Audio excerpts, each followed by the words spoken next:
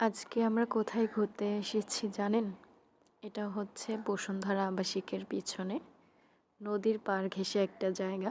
নামটা আমি খুব বেশি জানি না, জানি যে এটা বসুন্ধরার পিছনেই আর কি। ঢাকার এই কোলাহলের বাইরেই একটু নিরিবিলি পরিবেশ, চারদিক খোলামেলা, আর সামনে যদি এরকম একটা নদী থাকে তাহলে তো মনটা এমনিতেই ভালো হয়ে যায় বলেন। এই যে দেখেন, আমার বিড়ালও কিন্তু খুব সুন্দর একটা পরিবেশে খুব ভালো মনে বসে আছে। আর ও চারদিকে এত সুন্দরভাবে দেখতেছিল, মানে হয় না যে বন্দি পাখি খোলা আকাশে উড়লে যেমন নিজেকে মুক্ত ভাবে, ঠিক তেমন।